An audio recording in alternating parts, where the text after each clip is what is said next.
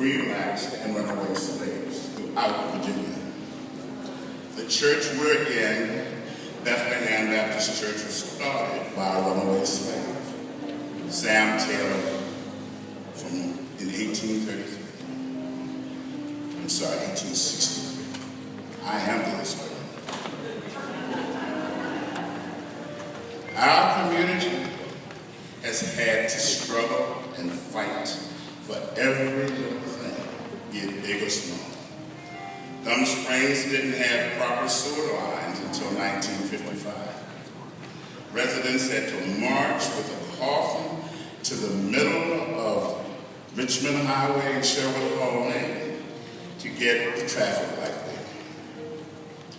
The Gum Springs Community Center just down the street was originally the Drew Smith Elementary School, the only school African Americans could attend from Gunston, Springfield, Springbank, and of course, Gum Springs. Today, Gum Springs is a testament to what community will and working together can accomplish through community goals. Gum Springs is one of the last remaining historically African American communities in Fairfax County. Thank you.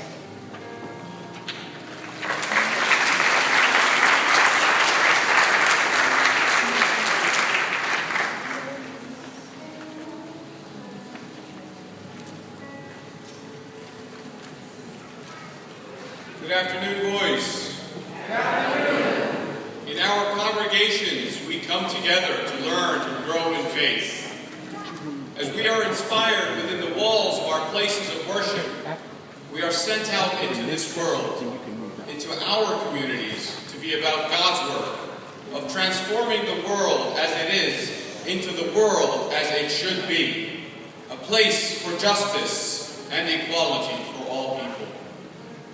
In the Quran, chapter 4, verse 135, it says, "O you who believe, be persistently standing firm in justice as witnesses for God, even if it be against yourselves or parents and relatives. Whether one is rich or poor, God is more worthy of both. Do not follow your desires that lead you away from being just. If you distort your testimony or refuse to give it, then verily, God is aware of what you do."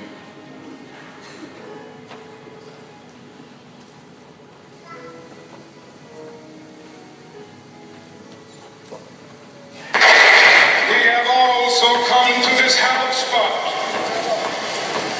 to remind America of the fierce urgency of now.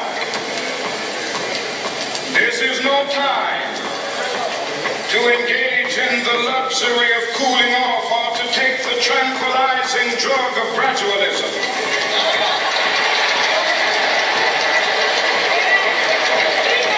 Now is the time to make real the promises of democracy.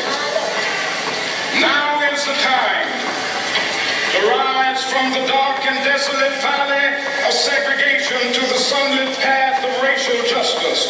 Now is the time to lift our nation from the quicksands of racial injustice to the solid rock of brotherhood. Now is the time to make justice a reality for all of God's children. It would be fatal for the nation to overlook the urgency of the moment.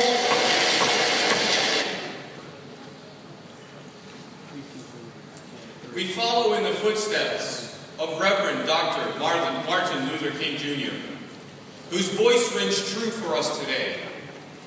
Voice, we have also come to this hallowed spot to remind our county of the fierce urgency of now. We have a vision that will transform the lives of public housing tenants, of parents wanting the very best for their children and families gathered at our community centers. We have a vision of a more equitable, just Fairfax for all of God's servants. We have a vision where we are one county, a county where neither the color of our skin nor the zip code where we live should determine or limit access to opportunities. We are here today in this urgent moment to share our vision and raise our voice for a just and equitable One Fairfax. Let the people of God say, Amen.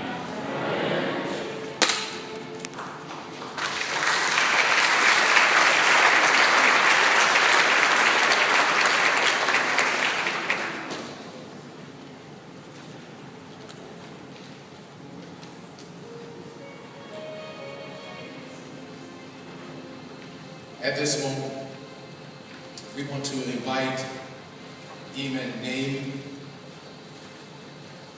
and Rabbi Hope that they will come forward now for opening prayer.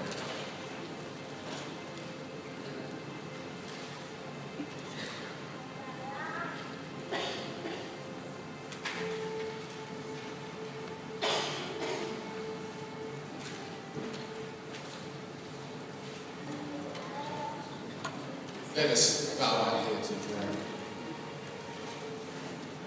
Most holy, eternal, and everlasting Father, we come now to this hallowed ground. First and foremost, God, to say thank you. God, thank you for another day you have given unto us. Father God, one that was not promised unto us, but your grace and your mercy is yet sufficient. God, that you woke us up this morning, started us on our way, and allowed us, oh God, to come to this moment where we have gathered to lift up our brothers and our sisters, to bring awareness to situations and circumstances that have them bound. God, we pray now during this most auspicious occasion that your Spirit will be upon us, guide us, lead us, direct us in our efforts that we may certainly and truly become one. One with you, one with each other. We honor you now, we give you thanks. In your most holy name we pray. Amen.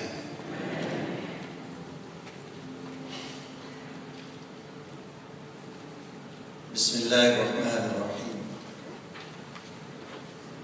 يا أيها الناس اتقوا ربكم الذي خلقكم من نفس واحدة وخلق منها زوجها وبث منهما رجالا كثيرا ونساء واتقوا الله الذي تساءلون به والأرحام إن الله كان عليكم رقيبا. I begin in the name of God, the most compassionate, the most merciful. O people, be mindful of your Lord who created you from a single soul, and from it created its match, and spread many men and women from the two. Remember God, in whose name you ask each other for your rights, and fear the violation of the rights of your own relations. Surely God is watchful over you.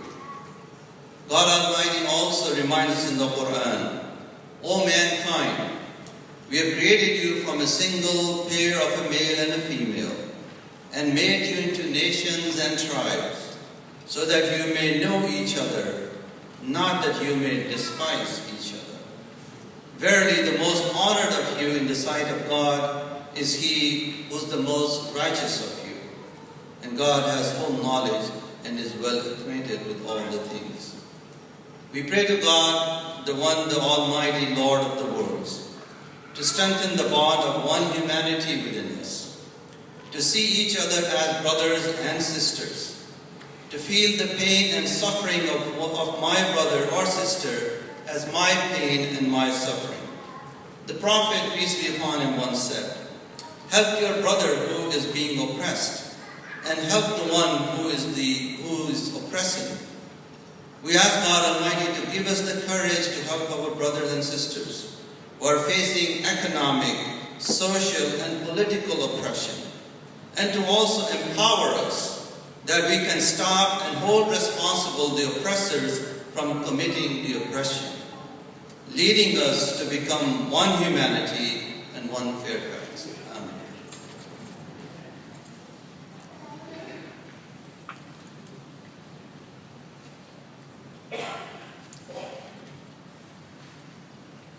The central statement of Judaism is 6 words from the book of Deuteronomy, chapter 6, verse 4. Listen to Israel. The eternal is our God. The eternal is one. This word one sets a high bar for all of us. To be one is to be above all else. To be one is to refuse idolatry. To be one is a challenge for us to live by our highest aspirations for this world, according to the values and the vision that we call eternal. We live at a time when one seems to be a fantasy. We are riven by division, black and white, native and newcomer, Christian, Muslim, and Jew. But we know that one is real. We pray to the one, that today we can make this place, the county of Fairfax, a beacon of oneness in a fog of factions. The words of Deuteronomy teach us to place what is right and good above what is cost-effective and budget-neutral. When we are one, we value human lives over bottom lines. When we are one, we refuse to ignore every corner of the county. We refuse to ignore every child in mental pain, every child playing on a darkened basketball court, every child in an under-resourced classroom, in an overcrowded apartment, in a mobile home about to be taken away. We refuse to ignore children whose oneness is being ignored. So I begin in prayer. Shema Yisrael, Adonai Eloheinu, Adonai Echad. Hear, O Israel. Hear, O Fairfax. Hear, O voice. We believe in what is eternal, and that is what it means to be one. Amen.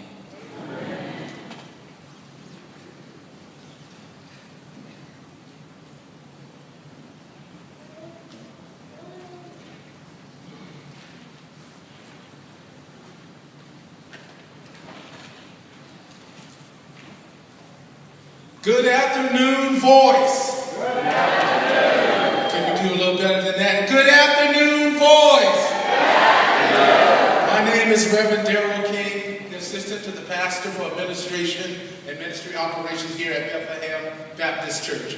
And it is my honor to welcome you to our church and a privilege to serve as one of your co-chairs for our action today. Well, good afternoon, voice.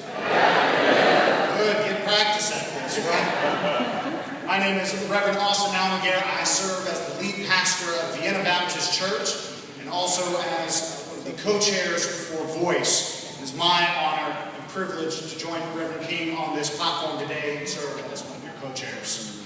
So before we get started, there's a bit of housekeeping that we want to do. First of all, please silence or turn off all your cell phones as a courtesy to everyone present, especially our candidates. If you need to use the restroom, please exit out the rear of the sanctuary, turn right, walk down the hallway, you'll see it on your left. In the unlikely case of an emergency where we need to evacuate the sanctuary, please follow the directions of our officials. They will have on these outstanding, vibrant, fluorescent Bethlehem Agents vests. They will direct you to a parking lot that is away from the facility. Well, today we welcome both new and veteran voice leaders. We are 52 congregations throughout Northern Virginia, and our mission is simple. We organize diverse people to build power, to organize money, organized people, for one purpose. And that's to win on the issues that matter most to us. As we did when we stopped the draconian practice of suspending people's driver's license because they were poor, couldn't afford college.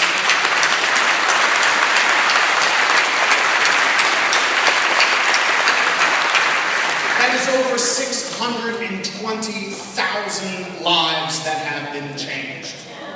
We do this work because we want to ensure that Muslim and Jewish holidays are honored in our schools, improving the lives of tens of thousands.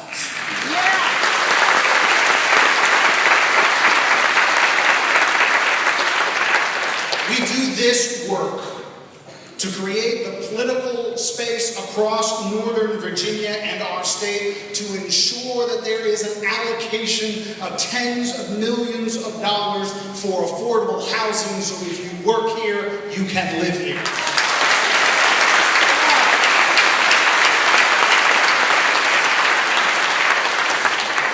I am proud to join Voice as we are in a company of other powerful organizations. We are just one affiliate of the nation's largest people's power organization, the Metro IAF, with 5 affiliates in this region alone, representing over 200 institutions and over 500,000 people.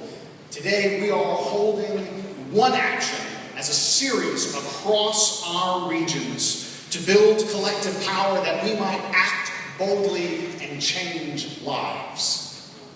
The 4 candidates before you are running to be the Democratic nominee for the chair of the Fairfax Board of Supervisors. To be clear, Voice is strictly a nonpartisan power organization. Since Mr. Joseph Dowdle, the Republican candidate, has already won the Republican primary, we choose to hold an action with these candidates because this is the only contested primary for board chair. Now, the Board of Supervisors chair holds enormous power, setting the agenda for the county and shaping the future of our region. Contested elections like this one are rare because there are no term limits for this position. They're typically decided by a small margin. But to put things in perspective, the last time there was a similar election for board chair was in 2009, when current chair Sharon Bolivar won a special election by just 1,206 votes. Voice, look around, because the people in this room mean that we can be the difference in this election to ensure that the future is shaped by our issues and our values that reflect the diversity and power of this county.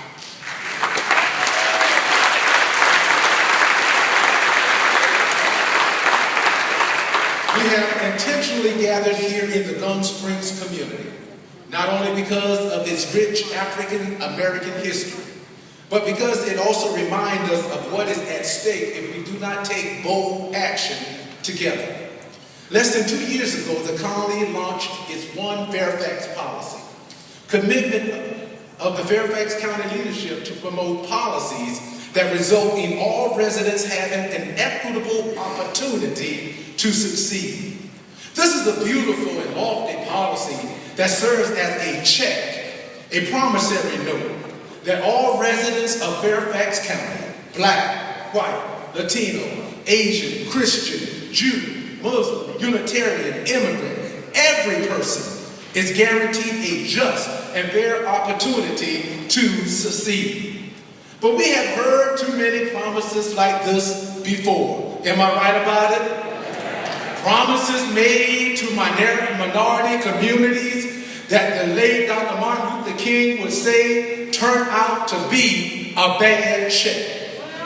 A check which has come back marked insufficient funds.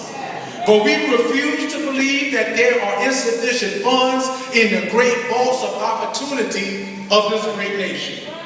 Candidates and Voice, we find ourselves at a moment of decision. We will take this opportunity to collectively turn One Fairfax into more than an empty promise, but rather a reality for everyone.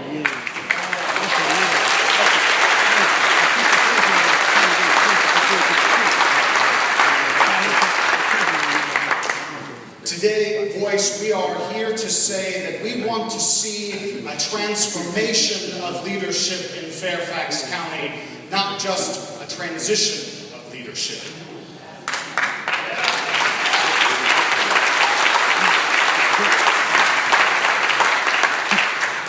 We are looking to these candidates today to offer for us a vision of a bold new direction for the future that creates real equity and justice for our county, not just a transition with new faces and old policies. It means that we are looking for a partner to work with us, not just a patron who will do things for us. We know that for transformational change to happen, we, as voice, as a collective, we must also rise to the challenge. We must refuse to sit on the sidelines and let things happen to us or for us. We must decide together to roll up our sleeves, to work together, to build the power, to hold all of our elected officials accountable until Fairfax County truly becomes one Fairfax for all.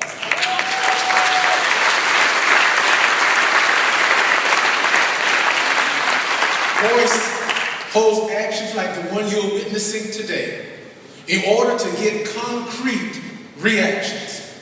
So tonight, we will hear stories selected from the thousands of constituents in our face-to-face listening sessions on what is needed to move Fairfax towards an equitable starting point for all residents. 2, challenge ourselves as voice to continue to organize power for change. Tonight, our commitment will be demonstrated in 2 ways. You will hear how many thousands of votes we will deliver on primary day, which is June the 11th. And 2, you will hear the number of veteran and new leaders that will sign up to take action on our key issues. Finally, listen carefully to the candidates' responses. We are listening not for platitudes or meaningless rhetoric, but for bold, visionary ideas that will benefit all instead of the privileged few.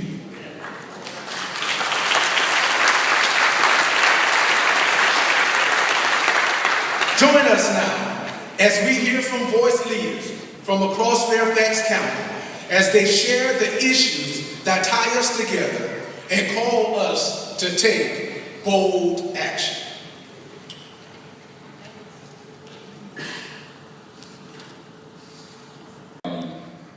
They provide us food, clothes, and it's where I had my summer job. They even helped me get my prom suit.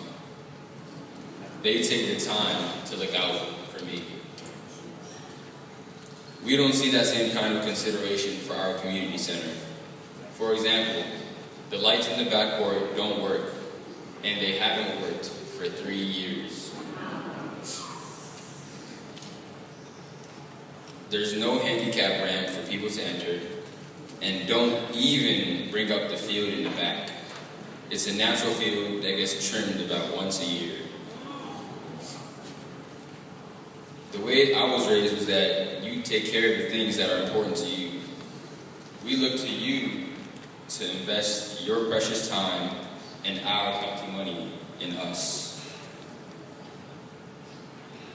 Before I go, I would like to show you 2 pictures of Gum Springs. The first picture is of our teen room. The second picture is of our field. We visited another community center. Here's their teen room. And here's their field with multiple basketball courts. Thank you.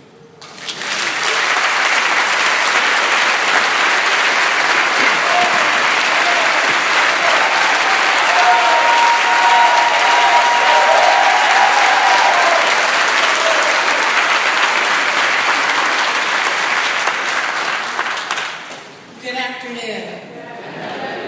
I am Shanisa Gordon-Walker, and I've been a resident of the Fairfax County, specifically Audrey's Corner area for the most of my life, almost 45 years. I come from a family of long-term residents of McLean, also known as Audrey's Corner.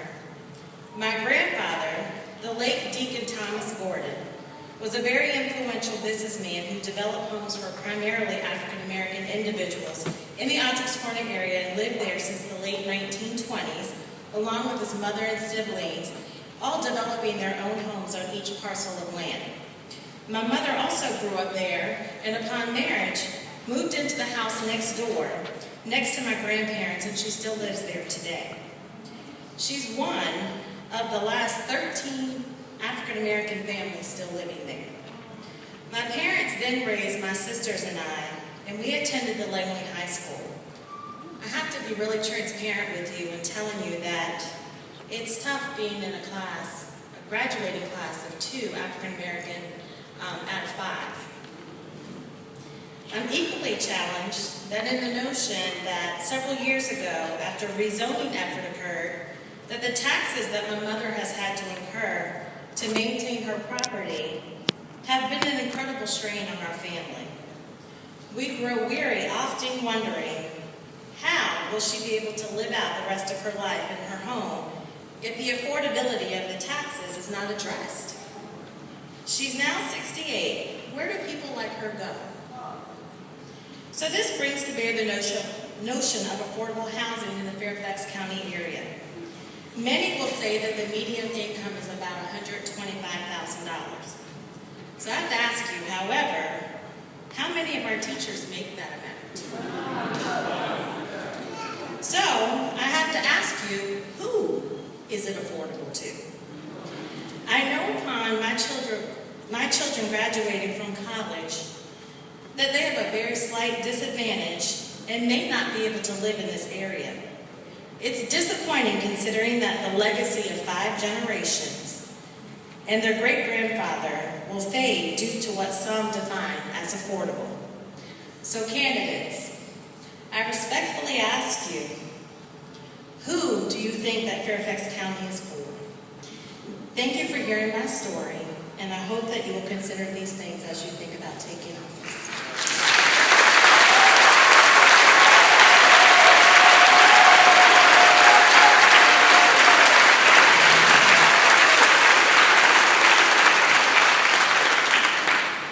Good afternoon.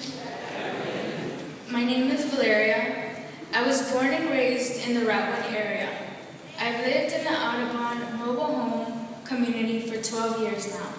I am a West Potomac Wolverine, a member of the Good Shepherd Catholic Church, and a future George Mason College student. I work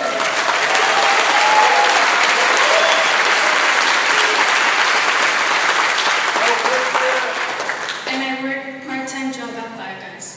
Today, I am here to speak on behalf of my community. My community could be torn apart like many communities before ours when the Route 1 area is redeveloped. For many people, mobile homes are looked down upon. For us, our mobile home represents our community and families, 1,500 families.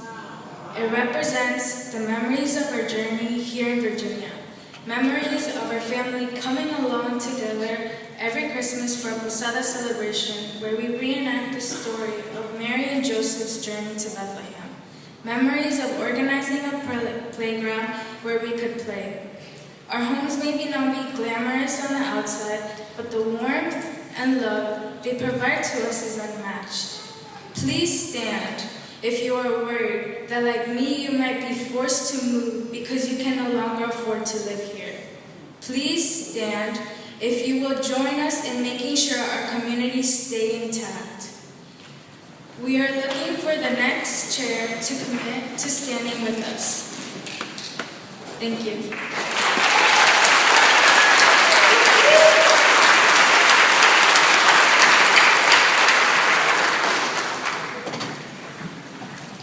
Good afternoon.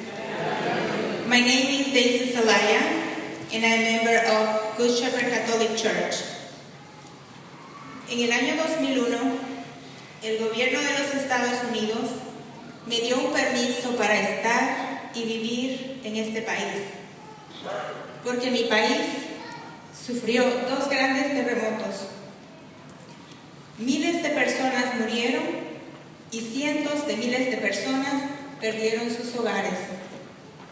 En Virginia hay 23.500 personas como yo, a las que les ha sido otorgado la condición de TPS para vivir en los Estados Unidos a causa de una guerra o de grandes desastres naturales que han devastado sus países como el mío.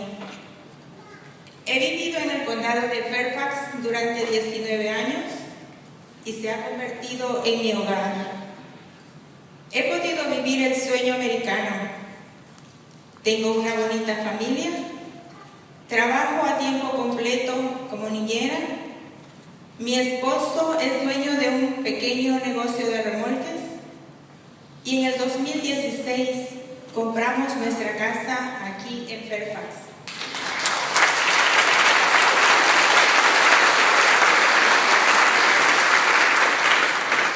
Mi hija se graduará de la escuela West Potomac High School en 2 semanas. Se dedicó a sus estudios y ahora en el otoño ella asistirá a la UNC Chapel Hill y estoy muy orgullosa de ella.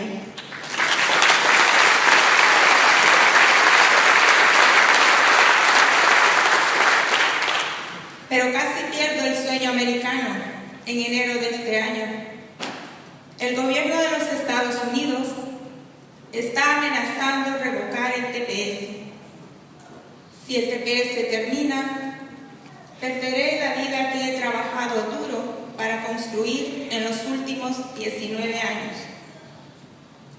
Tendría que elegir entre quedarme con mi familia, donde tenemos un hogar, trabajos a tiempo completo, nuestra comunidad de la iglesia, o regresar a El Salvador, donde ya no tengo nada, ni propiedades, y la vida es bastante inestable. Esperamos que los líderes del condado hagan su parte para ayudar a mantener a las familias unidas como la mía. Sabemos que las familias como la mía tienen 10 veces más posibilidades de no estar separadas cuando tenemos un abogado. My daughter will be voting for the first time this June.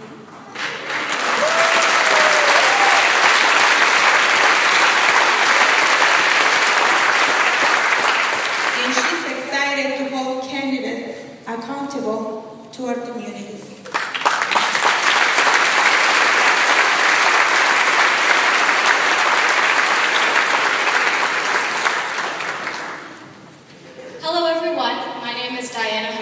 Sophomore at South Lakes High School. Hi, I'm Brittany Peng, and I'm a sophomore at McKay High School. We are leaders with Voices Teen Core Team. The teen team has been listening and meeting with teens throughout Fairfax County, and in the past 3 months, we have done 15 listening sessions and have listened to and met with 200 young people in grades 5 through 12 from over 30 different Fairfax County schools.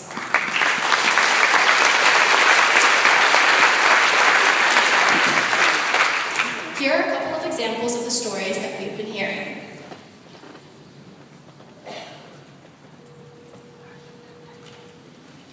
Hello, my name is Sarah Pascow. I am a member of Northern Virginia Hebrew Congregation and one of the members of the Voice Teen Core Team. I have struggled with mental health issues for most of my life, having been diagnosed with anxiety disorders, a mood disorder, and learning disorder. My experiences with people who are ignorant about mental health fall on opposite sides of the spectrum. Some people will assume I'm being difficult on purpose or that I'm just not trying hard enough. Some people will make assumptions about what I can or can't do and won't even give me the opportunity to try. When those people look at me, all they see are my mental health issues.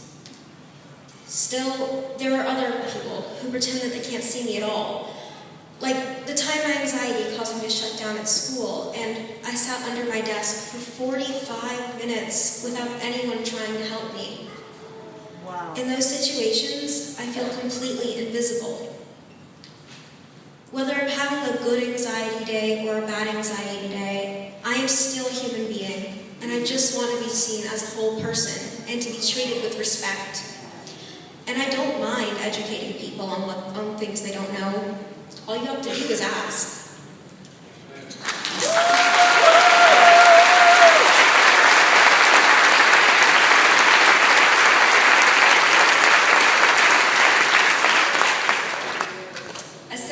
alaikum and warm greetings to all.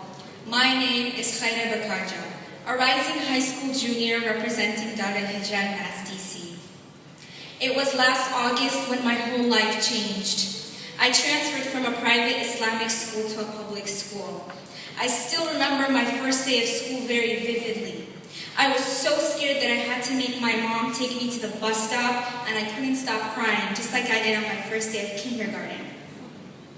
I was very anxious, scared, and felt every negative feeling you can think of. I was mainly self-conscious of two things, my name and my hijab. Whenever I'd introduce myself to others, I was worried I wouldn't be acknowledged or welcomed because of the difficulty of my name. What hurts the most is when teachers tell their students, "Oh, that's too hard for me," and laugh and not pronounce your name. I don't say anything. I still respect them, but deep down it hurts. It degrades a person. Throughout the year, I learned to embrace my insecurities. My name is what defines me. My hijab is what empowers me. It gives me strength, and it's a symbol of my religion. Another big problem is finding a place to pray. Till this day, I feel ashamed and stressed every single time I have to ask my counselor for help. As a Muslim, we're obligated to pray 5 times a day. It's important for my faith. It's very meaningful for my mental health and for centering myself. I know that many, whether we be Jewish, Muslim, American, African American, Latino, Asian, etc., feel very incredible stress for sticking out in different ways. I waste a lot of time dealing with people's perceptions on who they think I am. I'd rather be using that energy on myself and working to be the best person I know I can be. I organize with Voice to figure out and implement different ways for us to be welcomed and accepted unapologetically in our schools and communities.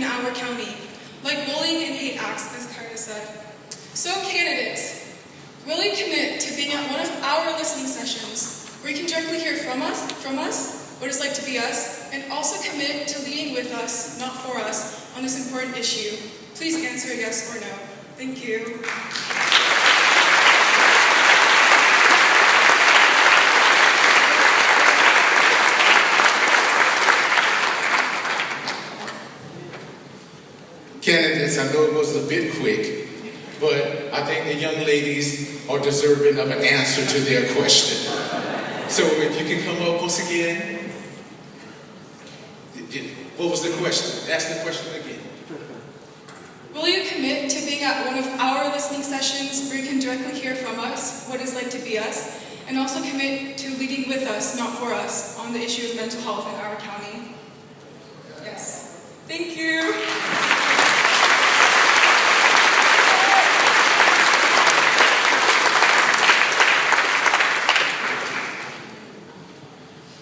And I have to follow this.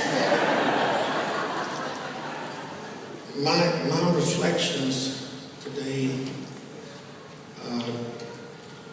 come from 54 years as a pastor and 37 years as the first African-American police chaplain in Fairfax County, and in serving the past president of the Progressive National Baptist Convention, which was the denominational home of Dr. King.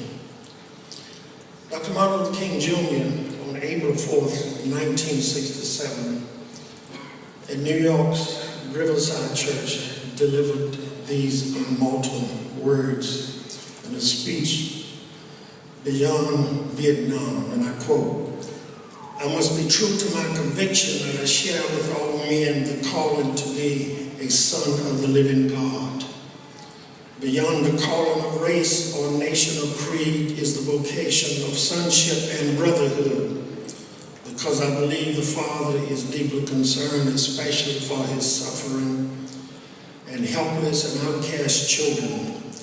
I come tonight to speak for them. This I believe to be the privileges and the burden of all of us who deem ourselves bound by allegiance and loyalties which are broader and deeper than nationalism, which goes beyond our nation's self-defined goals and positions. We are called to speak for the weak, for the voiceless, for the victims of our nation, for those it calls enemy. For no document from human hands can make these humans any less our brothers." End of quote. For these are revolutionary times. For all over the globe, men are revolting against old systems of exploitation and oppression, and out of the wounds of a frail world, new systems of justice and equality are being born. Voice is one of those new systems of justice and equality born and being born. But my question is, what does one Fairfax really mean? Is it obtainable? Is it possible? If now, if not now, when? We've been waiting so long. Over the past 5 years, Fairfax has left $13 million from the state on the table that could have been used towards creation of 862 needed preschool slots for 4-year-olds from low-income households. Voice, we have a role to play in this matter.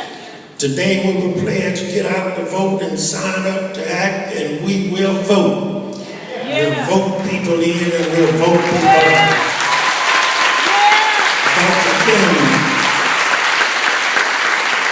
from the Birmingham jail said also, "I must confess that I'm not afraid of the word tension." Tension, say tension.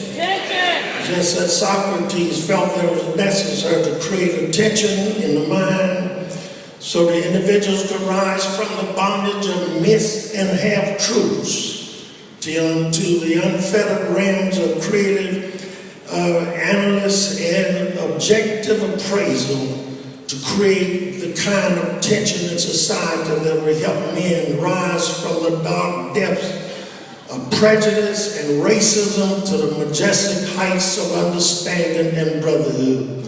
Organizing is tension and power. We get more together than we can apart. Amen. And this is the way we gain power. Power is the ability to achieve purpose. Power is the ability to effect change, and we need change. But there's another side of this equation. There's nothing gained without pressure. And we will apply pressure. Praise the Lord. Excuse me. Our only hope today lies in our collective ability, we say in the black church, as I close. Our only hope today lies in our collective ability to recapture the revolutionary spirit and leave this holy place today and go out and become holy advocates against hostile policies of poverty, racism, homelessness, judicial injustice, and all forms of voting suppression. Voice, I'm speaking of voice, let it not be said when we fail to fight to secure life, liberty, and the pursuit of happiness to all of our citizens. With this powerful commitment, say commitment, we shall boldly challenge the status quo and unjust mores, thereby speed the day when every valley shall be exalted, and every mountain and hill shall be made low, and the crooked shall be made straight, and the rough places shall be made plain.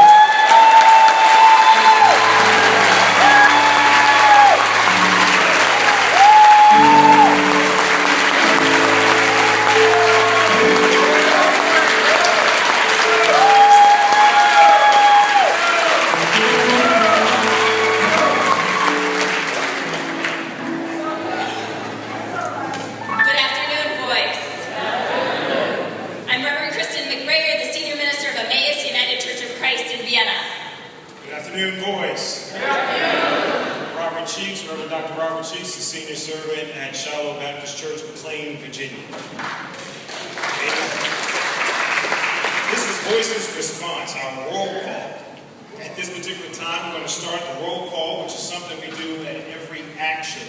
And so we're going to ask that representatives from each institution that you would please line up on either side of the stage here before you, that you line up where the microphones are situated. So this aisle, our floor team will direct you. Some representatives from your institutions will come and report out our institutional commitments.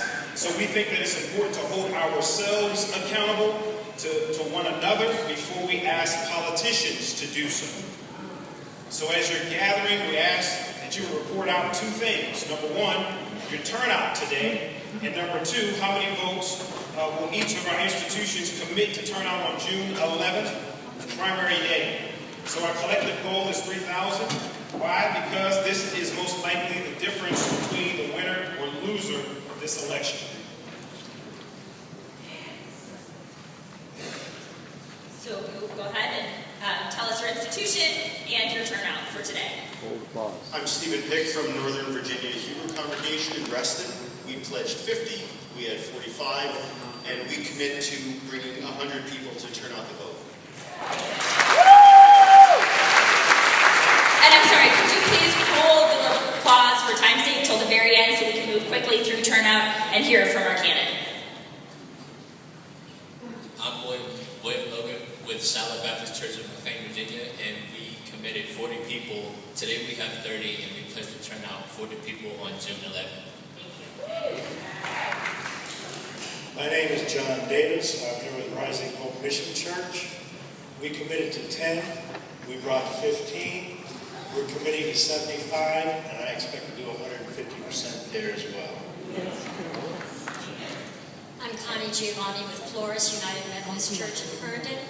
We committed to 70. We brought 12. We are committing to turn out 500 people on June 11th.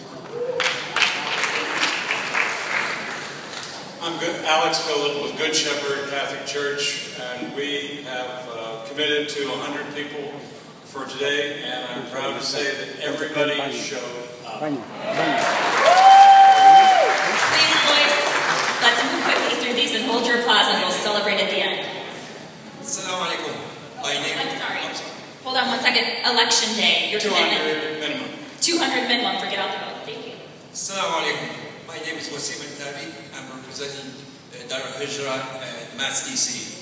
We committed 60 and they are all here, as well as we'll be committing to a minimum of 500 people to show up to vote. Bob Brown from Trinity Herndon. We pledged 50 people today. We have several different groups, so not everybody checked in with me. I think we have somewhere between 35 and 40. We have another 27 that pledged to vote on June 11th. We're going for 150 on June 11th. My name is Jerry Jakai with Emmaus United Church of Christ. We committed 30 people. Today we have 32. We pledged to turn out 90 people on June 11th to vote. My name is Adam Long with Burke Presbyterian Church. We committed 17 people. We brought 11 with us this afternoon. And on June 11th, we commit 250 people to turn out to vote. My name is Kate Highland with Acton Unitarian Universalist. We committed 25 people. Today we have 26. We pledged to turn out 230 people on June 11th. I'm Dan Davis, Temple Ruler Shaw. Don't know what we committed this time, but we brought 7, and we're committing to bring 20 on June 11th. I'm Carla Tennyson from Bethlehem Baptist Church. We committed to turn out 15 today. We have 13. As for our GOTV, we started after worship today, and we pledged to have 100 on June 11th. I'm Richard McFarland, Voice of Mount Vernon. We committed 5 today. We have 7 actually present. We're committing 50 to turn out to vote on June 11th. Assalamu alaikum. My name is Hamid Munir. I'm representing Ibn Islamic Center. We pledged 5. We are here, and we are pledging to have at least 50 people turn out on June 11th. Helen Rose from the Unitarian Universalist Congregation in Virginia. We have 3 here today, and each of us is committed to turning out 10 people each for a total of 50. My name is Serena Bell. I'm with the Teens of Voice. We committed to having 50 teens today, and today we have 28, and we commit to 100 people to turn out the vote. Good afternoon. My name is Shana Brunson. I'm here representing Gum Springs Community Center. We committed to 125 people. We have 75 here, and we plan to have 100 there. Good afternoon. I'm Hezekiah Doherty, Bethlehem Baptist Church. We committed 75 today, and we have 75 today. And on June 11th, we commit every resident, member of this church that's eligible to vote to show up. And that's approximately 450 to 500 people.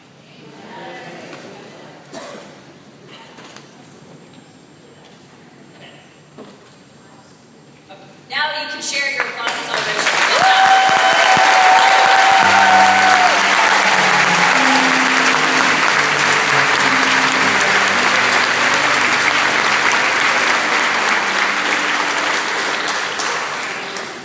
We will have a total for you in just a few minutes.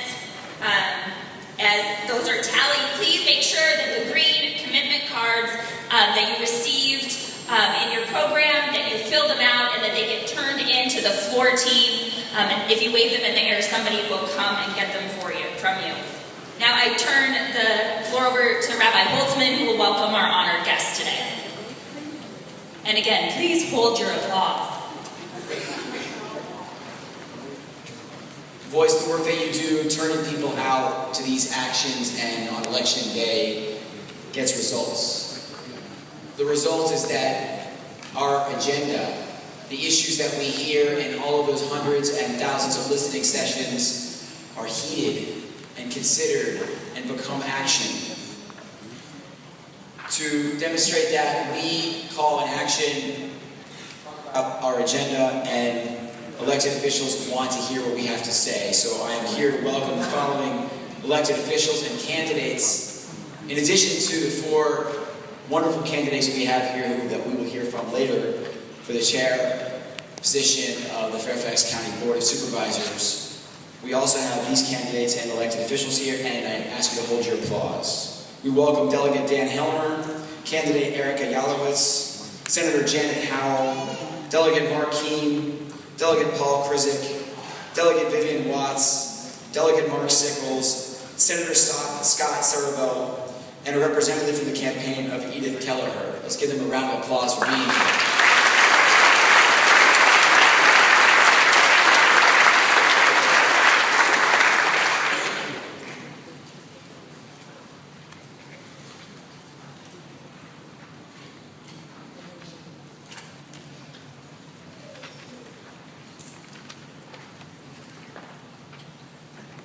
At this time, we will now share the expectations of the candidates and ourselves. I'd like to ask candidates to all stand, take a good look at Voice Fairfax leaders who are leaders in their congregations, their communities, and their schools.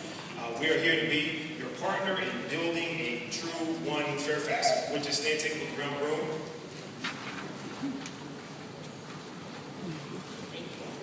Thank you. You can see. So we're going to start with our ground rules for today, and we will start with ourselves.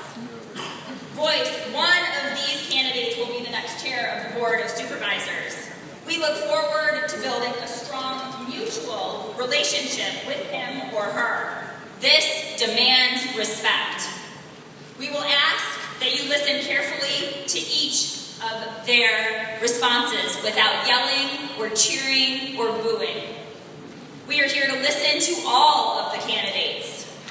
Please do not leave while they are speaking. If you need to leave early, now is the time to do so. To our candidates, ask that you would address our issues concretely and specifically. Our ask to you is to speak to our voice, priorities, not a rundown of your platforms. If it looks like you're getting off track, I myself or Reverend McKay will help us get back on track. If we have to remind our members to be respectful, we ask each of you to focus on the issues and not your opponent. Again, we will interrupt if you forget, but please do not make us have to do so. You're all busy people, particularly we recognize what it is at stake in this election, so please do not waste our time with platitudes, but instead, as you formulate your answers, we encourage you to be specific and concrete. If you say no to our ask, please tell us your ideas. If you say yes, we want to know how you'll implement it in your specific plan to finance it. This means how much money each year and where that money will come from. Thank you. Before we hear from the candidates, I want everybody to know that we briefed each of them ahead of time on the format and on the questions that we will be asking. We play fair, and there are no surprises. Chair to do everything in his or her power to ensure that our children have an equitable starting point in life. This means taking state dollars that are available, finding matching monies needed, and making it a #1 priority to find some space. Number 3, what action will you take to ensure pre-K for all low-income Fairfax families in the next 4 years? We ask that each candidate will have 2 minutes to respond. The other mic. Yep. They can't hear me. Now you can hear me, right? All right, I'm McKay. I'm the current lead district supervisor. Great questions. The simple answer to all of them is absolutely yes. And not only is it the simple answer, it's what I've committed to do repeatedly. I represent the other side of the highway. I spent the first 35 years of my life on the Route 1 corridor, and I'm the co-author of the One Fairfax resolution to specifically solve these injustices that we've heard about today and lift up all corners of the county. So yes, on Gum Springs renovations, and in fact, I wouldn't even call this renovations. To me, when I look at the list, this is regular maintenance, and there's no excuse that the Gum Springs Center is not better maintained. Please hold your applause. When it comes to quality after-school summer programming, absolutely. I went to Walt Whitman Middle School when I was in middle school, right around the corner from here, and we've started a community school there where we can have after-school activities, not just for the kids, but opportunities for the families of the kids to come into their schools and get the support that they need. So absolutely, yes. On pre-K, while we have come short in creating the number of slots that we need, I am on the successful children planning team of the county that built the One Fairfax resolution, that is building a opportunity for us to create more pre-K slots all over the county, and in particular in our communities of need first. To me, this must be a needs-based program at the beginning to take care of the kids that otherwise would have no access to pre-K if it weren't for our assistance, and we can build it up as we go. But absolutely, I'm committed to pre-K, not only committed to it and working on it as a county supervisor. So great questions. Yes, yes, yes.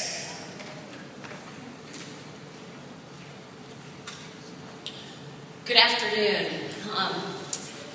Thank you. First, I wanted to say thank you for having me here today, and thank you for being here today. I want to thank Bethlehem Baptist and Dr. Tim King for hosting it at his church.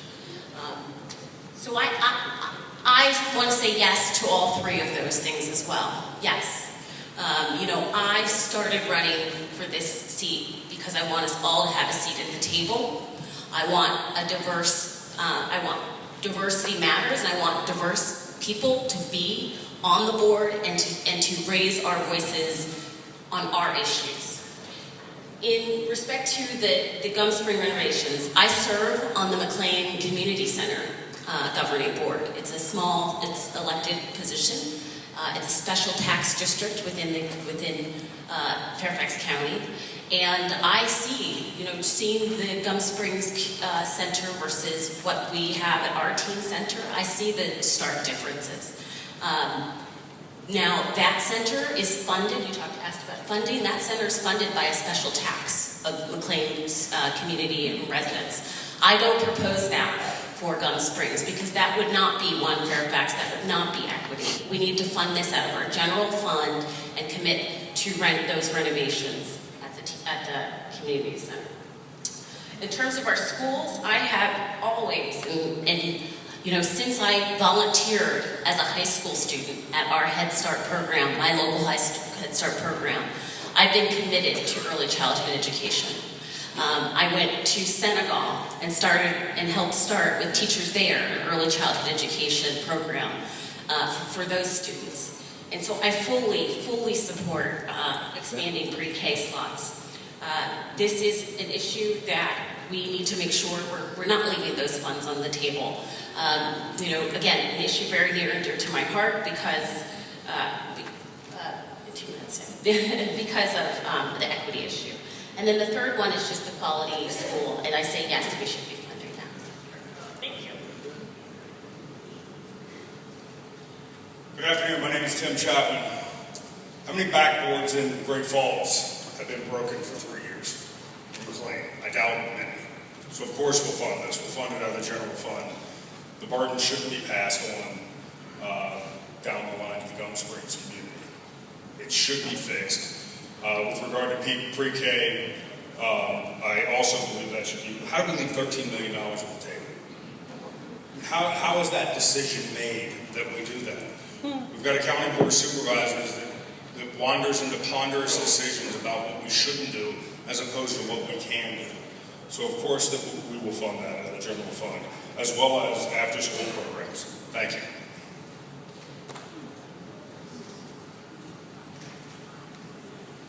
Good afternoon, my name is Ryan McElveen, and I've had the privilege of serving our entire community on the school board countywide for the past 8 years. Let me start off with a little bit of history. This past week, we celebrated the 65th anniversary of Brown versus Board of Education. Since well before the founding of the Gum Springs community, we have seen racial disparities and socioeconomic disparities throughout our entire community. And let's be clear, those disparities are still here today. And on the school board, I have led on pushing back on those disparities. I co-sponsored the effort to rename the school after a Confederate general to Justice High School. And I'm going to push forward with renaming Lee High School later this year.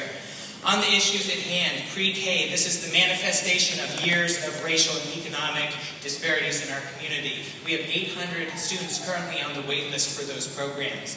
By my calculation, it's $15,000 for a student per year in those programs, which means we need to allocate $16 million out of our budget. I will pay for it through either a meals tax or our general fund. On the issue of the community center, and thank you to all the students and FCPS students who spoke to us today. I will tell you that if that grass is not mowed once a month, I will be out there mowing it myself. On the issue of summer programs, we have excellent programs in Fairfax County, but they are not spread throughout our community. We have a program called Bridge to K for our incoming kindergarten students. It only touches a handful of our communities. It's $25,000 a year per school to make sure that those students are ready for kindergarten. And I commit to funding that in all of our needy schools. On the issue of pre-K, this is the top issue and plank on my platform. I believe firmly that we need to be funding all of those students and all of those slots. Thank you. Thank you. Our next set of questions will be answered in reverse order. The families in the Route 1 mobile home park are part of Voice, and we stand together. Do you commit to work with Voice to keep the Route 1 mobile home park communities intact? According to the county's recent report on affordable housing, the goal is to build 15,000 new units to address the county's housing needs. We've done the math. That will cost $100 million or so a year in new money.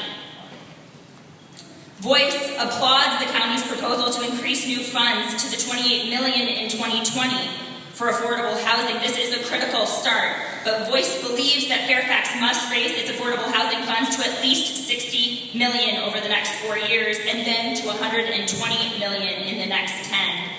We see this as the new floor to make sure that all families who live here and have lived here for decades can afford to continue to live here as the population continues to grow. What is your multi-year plan to increase the county's affordable housing fund, including new money and land? Will you work with Voice and our sister affiliates in the DMV to ensure at least 30% affordable housing on WMATA and Metro lands, and 30 to 100% on county-owned land? The last part of this question, also about families. In Virginia, there are 12,000 people in deportation proceedings, around 175 a year, right here in Fairfax. We want to thank the county for starting a legal defense fund for Fairfax residents who are being threatened with deportation. It is an important start. Do you commit to work with Voice to keep our immigrant families together by growing the annual legal defense fund to $875,000 a year to meet this real need? You each have 3 minutes for this three-part question, and we'll start with Ms. McElveen.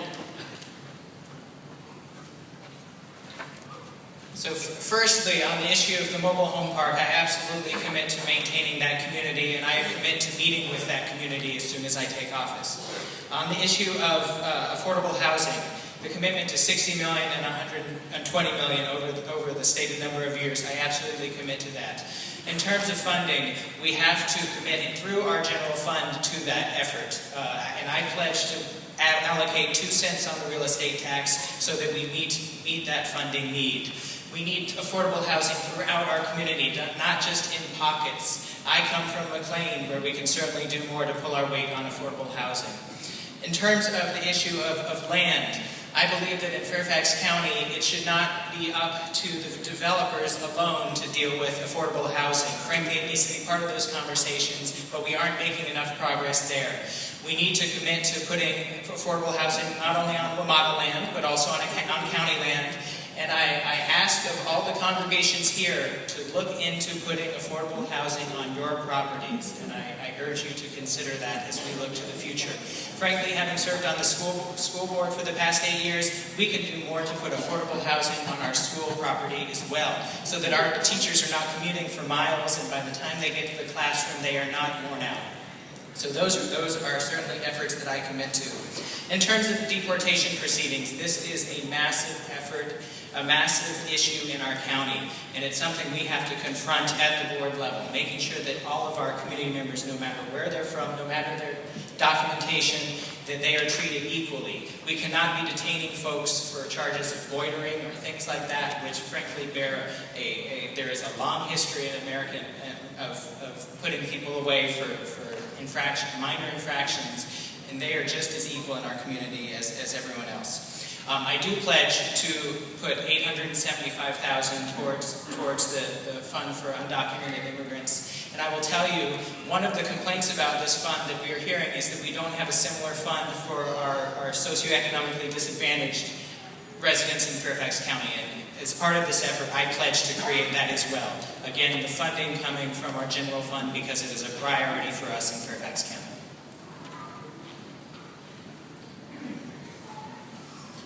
Thank you. Affordable housing is not just what I do, it's what I am. I've been building it for the last 20 years. For 8 of those years, I sat on the board of Virginia Housing Development Authority under Attorney McKay, and I was the chair. I watched my mother live in a car, struggle with mental health. I've been there, I understand it, I've been a victim. What I know is that municipalities that do not fund affordable housing, in my view, is a discriminatory action. We must fund affordable housing. If you do not fund affordable housing, you imprison the parents into poverty and you shackle the children to poverty. Step one is we've got to make our commercial real estate developers pay their fair share, which they're not doing right now. They use sophisticated means to devalue their property so their taxes are less, and then when they trade the asset, it sells more than the assessed value. Sorry. We need to implement lot coverage ratio area fees where when people put McMansions on their land, they pay an annual fee on that to help fund it. I need to put my glasses on, I'm sorry. My wife calls those my superpower glasses because when I put them on, I'm invisible to every woman under 50.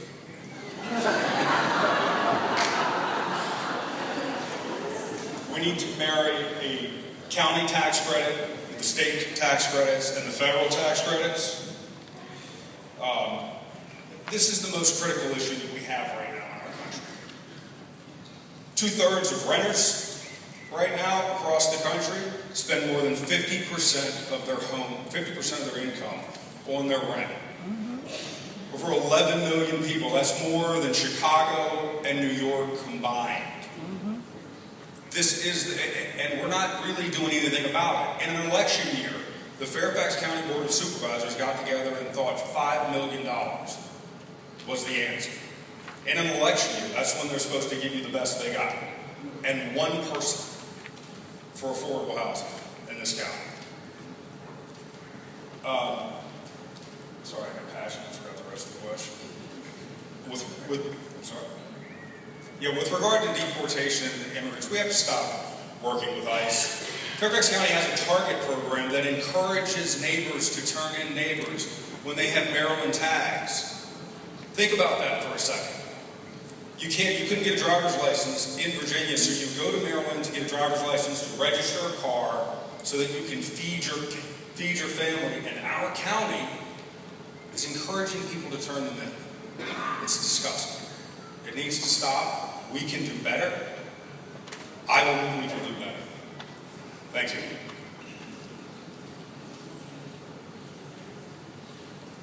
So, your stories are my stories around, losing homes or not being able to afford a place to live. I experienced as a child eviction as well. My father lost his job. We were evicted from my home, and I spent the better part of my 4th grade living in a motel room with my family. And that is an experience where I think, we have too many Fairfax County residents that are 1 or 2 paychecks away from that happening. And so I fully commit to standing with the members of the mobile home community in Audubon to preserve their homes. This is also an issue of gentrification, right? We have an embark coming to the area, and it's wonderful to say that we're going to have no net loss of market affordable homes or affordable housing, but what does that really mean? Is that actually going to happen? Have we counted and done an assessment of where those homes are that we want to preserve and keep? Because until we do that, any, embark coming in, there's not going to be that preservation. You can see prices are going to rise. So in terms of details, though, around the county, not just embark on affordable housing, I support the 1.5 penny restoration of the penny and then more for our affordable housing fund. But I also think we need to not just rely on our real estate property taxes, because what happens, obviously, is, you have talking with a woman over here about how your rent goes up, right? That those property taxes are passed along to people that can't afford. So I'd like to fight to make sure, as chairman, I would fight to make sure that the state is increasing its dollars and providing money for affordable housing. And then this isn't a very popular thing, but I think we need to bring the meals tax back, because that will give us $100 million every year that we could use not just for schools, but for affordable housing. And I would work to actually not put it on the ballot. I would work with the General Assembly to get it passed by ordinance. Finally, we need to also need to look at our land, right? 82% of land in Fairfax County is zoned single-family houses. Who can afford that, right? Who can afford a single-family home in Fairfax County? We need to look and see where what pockets we can add multifamily units that are going to be more affordable. And finally, I want to make sure we're not creating any new pockets of poverty around the county, that we're developing affordable housing everywhere. Thank you. Okay. Next speaker is fast. Thank you. Well, I mentioned earlier about growing up on the Route 1 corridor. It's where I spent the first 35 years of my life, and I'm darn proud of that. And I will tell you that if everywhere in the county embraced affordable housing the way we do in South County, we wouldn't have a lot of the affordable housing problems that we have now. Affordable housing needs to be considered everywhere in Fairfax County. There are no places that it should be off limits. There have not been any places in my district that it's been off limits, and I've preserved and built hundreds of affordable dwelling units in my district. When it comes to the Audubon Trailer Park, I've been proud to represent that community for the last 11 years. I've even partnered with Voice on some programs in there. I know the people in there. I've been to all the doors. I've had attempts at redeveloping and come through my door that we have flat out rejected. And so for Embark to work, it must lift up all people. We have an opportunity to bring $1 billion of infrastructure investment in the highway to protect our pedestrians, to create parks, to bring high-quality transit and connect people with jobs. It's long past due. We get that investment in the highway, and we can do it and protect the people that live here as our #1 priority. That's why I've embraced the housing plan for no net loss of units. That's why I wrote the budget guidance in the Fairfax County budget for next year, not to talk about the penny fund for affordable housing, but to demand the county executive include it in his budget next year. I wrote the language, I support it, I stand behind it. When it comes to immigrants, I brought to the board the $200,000 legal defense fund with my partner, Supervisor John Faust, to fund it in this year's budget. Probably read about it in the news media. We got quite a bit of heat about it, and I gave quite the speech at the board about if we can't stand up for our most vulnerable and fight this administration across the river, then we're not serving our residents in Fairfax County, and we are not one Fairfax. So not only did I put it in the budget, I persuaded enough of my colleagues to vote for it. We did this as a pilot out of turn, so that the folks could reapply for this money every single time we go through our consolidated community funding pool. Our consolidated community funding pool is where the money comes from to support most of our nonprofits, legal support funds for all types of people in the county, including people who just simply can't afford a lawyer. They will be able to apply for those funds in the future. I've created a pathway for them. I've told them I will be by their side to support them going through that process. Thank you.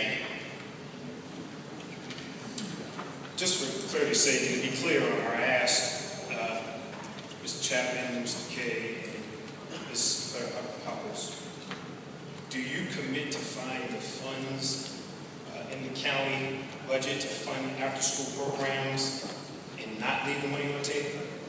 And how many years would you do this?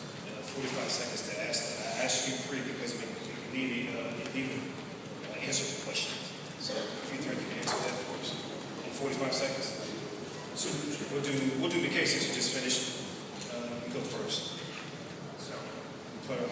Let me be clear. Is this after school funding or is this the state pre-K funding? After school funding. So I'm not aware of any state after school funding that's been left on the table. The money that's been left on the table that was in our question revolved around pre-K, and it's the state VPI money, and the state contributes 1/5 of the cost of pre-K. And one of the reasons the county has left money on the table is because the requirements that come from the state are so onerous that it would be way more difficult to be able to fill those slots. So we've been filling slots with county dollars because the state requirements were they be classroom-based only. And we're way behind on classrooms in the county, so we couldn't implement classroom-based only. And to get the 1/5 of the funding, the county pays 4/5. So we've been able to create pre-K slots with all county dollars in a much more efficient way. That's why the money has been left on the table in the past. But it's pre-K money, not after-school programming. I support funding, fully funding these after-school programs. And I also support the pre-K, and I would do it minute one, the day that I am chairman. I would make sure that we're using those state dollars. It is a problem. The facilities have been a problem, as Jeff McKay just said. We haven't funded our schools enough, or they're overcrowded right now. So where are we going to fit the pre-K? So it's a combination of not just funding our schools and building the capacity at our schools, but then also building the capacity for pre-K.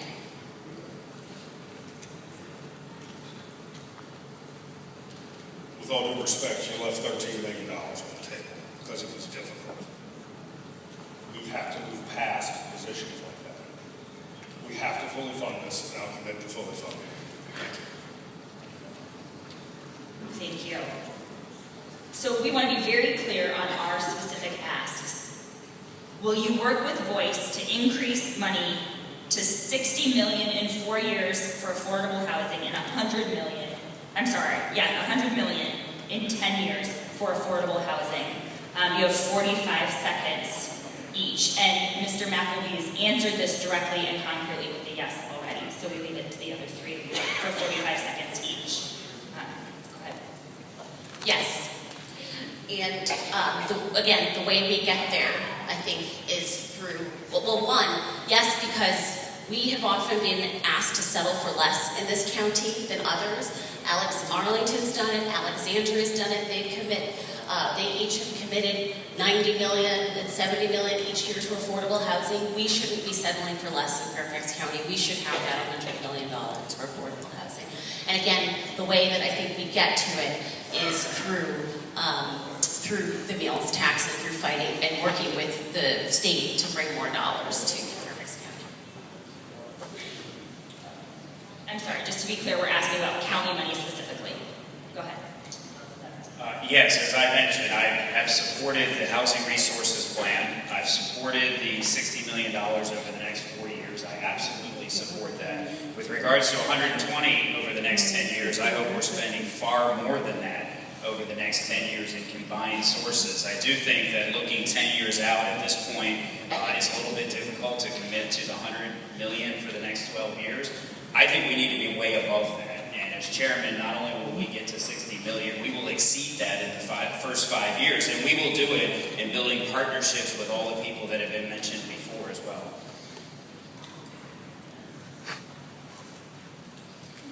Yes.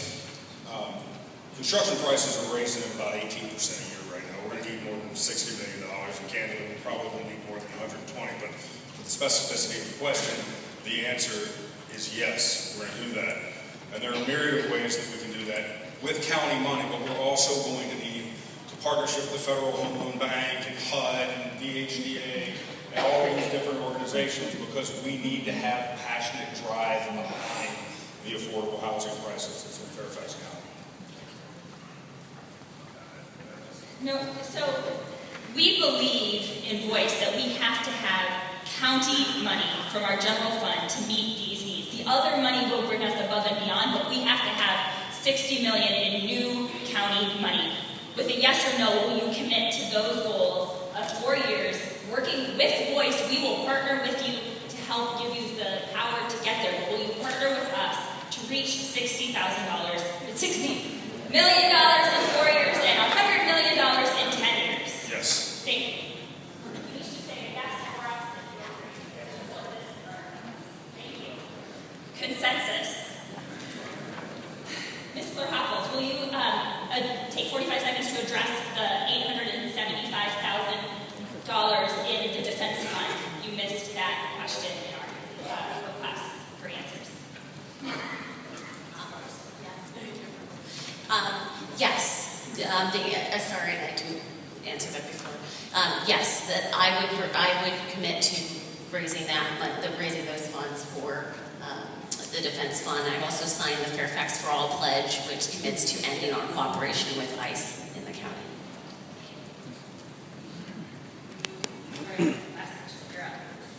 Building a strong reciprocal relationship. Voice looks to build this relationship through also with the next year rep. To us, this means building a relationship of mutual respect, understand one another's strengths and weaknesses, involves a quid pro quo, meaning a relationship in which we will deliver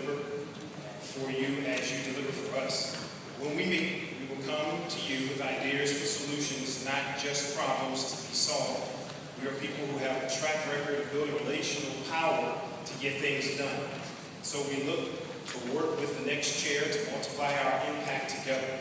We know that in order to do this effectively, it requires meeting at least 3 times a year, always in the winter before the budget comes time.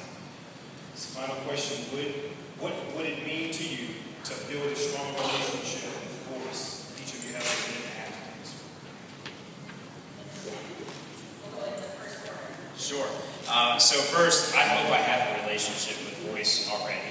I spent 11 years on the board. I've met with Voice. I've pioneered things with them in the Audubon Trailer Park.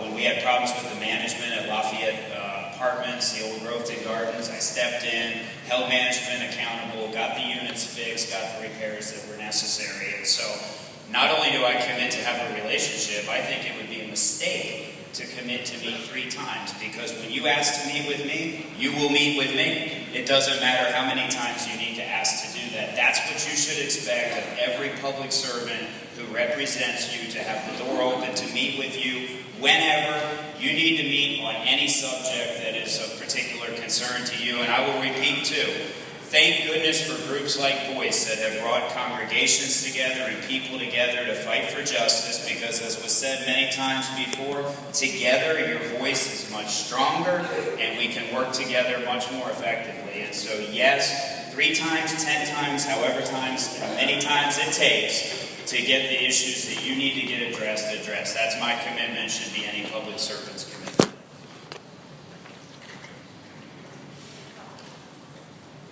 Yes. So community organizing is not new to me. It's something that I've grown up doing. I did it from high school when there were swastikas painted and the N-word painted on my high school. I organized my fellow students to get out there. We protested and when the administration wasn't doing anything, got them to investigate it. Did the same thing when I was at Harvard as president of the Black Students Association. I do it now as a law professor at Georgetown, where I organize and work with community groups. I run a center for nonprofits, for small businesses, many of whom are started by low-income individuals, and they come together like your group and want to form, and I help them with their governments, I help them get going, I help them grow. So as chairman, I'm very familiar with this type of organization. I'm familiar with your concerns. I'm familiar, I come from that community organizing background, and I fully support and would meet as many times as necessary, as many times. My door would always be open. Thank you. Thank you for the opportunity to speak to you today. The answer is yes. As I said, for the last 20 years, I've been building affordable housing. I've been very fortunate. But that's who I am now. Who I started out with was somebody who was homeless, somebody that saw his mother in the car. What gives me a unique view on poverty is that from when I was a child and I used to look at where I wanted to be, it seemed so close. But being where I am now, having built still almost 1,000 apartments, and looking back at the disenfranchised years that I was, I see the abyss and the number of off-ramps that you could get. Many of my family members didn't make it out. I've had a cousin that died from gun violence. There's nothing wrong with Kevin other than he was addicted to opioids. He was a good kid, and I used to hold him when he was in diapers, and then I had to hold his bottle. We leave people behind because we choose not to act. We leave people behind because we let ourselves get caught in a building that makes us feel important, and we can't do that anymore. Mr. Chapman, can you focus on how you will partner with Voice and how we will work together and what that will look like for you if you're elected as chairman? Certainly. I'll be at every meeting. You have a relationship because you have commonality. And we have commonality because not only has my life's mission been the principles that Voice sets forth, but I've also been the person that you guys work to protect. Thank you.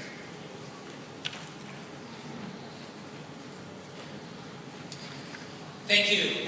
First and foremost, I will meet you wherever and whenever you want to meet. I guarantee you that I will meet you at least 4 times a year and before the budget process. I will bring a culture of ethics, of openness, and transparency to the office of chairman, and that's something that I've done over my past 8 years on the school board. Anyone who knows me knows that the first thing I did when I got on the school board was create the opportunity for folks to submit video testimonies. So whether you're in Gum Springs or the other reaches of the county, you could reach us anytime and anywhere. I've been someone you can reach out to very easily on social media, and I would bring that same perspective to the chairman's office.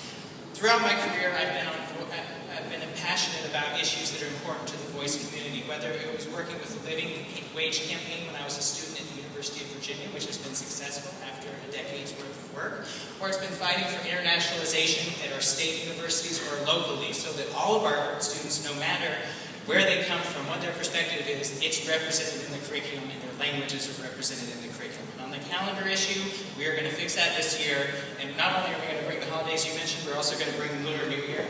And finally, I would say, in Fairfax County, we have to be a bulwark against what we are seeing in Washington. And that's what I will do. One of our speakers earlier today talked about a beacon of oneness. That is precisely what Fairfax needs to be, not only as a bulwark against Washington, but a leader for our nation.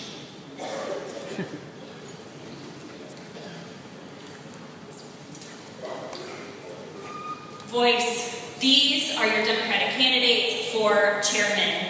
We are grateful that you took time to be with us today and look forward to working with one of you in this new role. Voice, will you stand and thank them